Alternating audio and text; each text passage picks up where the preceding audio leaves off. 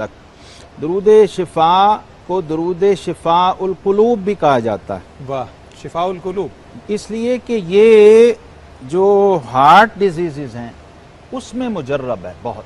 سبحان اللہ۔ دو باتیں بڑی اہم ہیں اس میں، ایک تو لا علاج مرض، ڈاکٹروں نے جواب دے دیا، اللہ، تو پھر جب آپ کا طبیب جواب دے دے تو پھر طبیب کائنات کی بات ہے۔ اللہ اکبر۔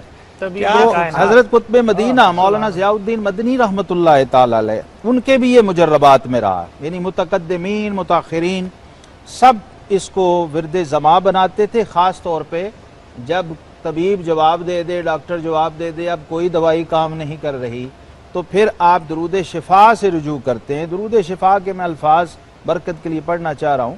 اللہم صلی علی سیدنا محمد طب القلوب و دوائہا، اے اللہ درود بھیج ہمارے سردار محمد صلی اللہ علیہ وسلم پر جو دلوں کے طبیب اور ان کی دوا ہیں، وعافیت الابدان و شفائہا، اور جسم کی عافیت اور ان کی شفا ہیں، ونور الابصار و ضیائہا، اور آنکھوں کا نور اور ان کی چمک ہیں، وعلی آلہ و صحبہ وسلم۔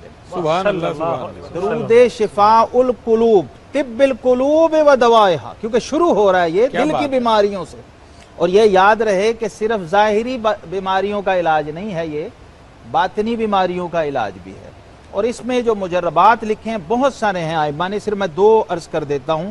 ایک ہے کہ اگر لا علاج جسمانی بیماری ہو جائے تو اس کے لیے آپ نے درود شفا کو 40 دن تک روزانہ 100 بار پڑھنا ہے، انشاءاللہ العزیز بیماری کا بہترین حل ہو جائے گا اور شفا ہو جائے گی۔ اور اگر امراض دل سے متعلق کوئی بیماری بھی ہے تو اس میں یہ اکسیر و مجرب ہے۔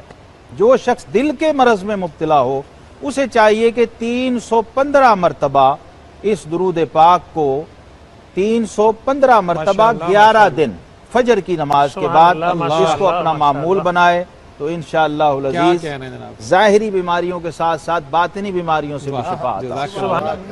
اللهم صل على سيدنا ومولانا محمد طب القلوب ودوائها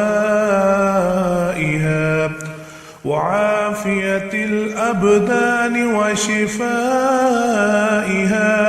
ونور الأبصار وضيائها وعلى آله وصحبه وسلم۔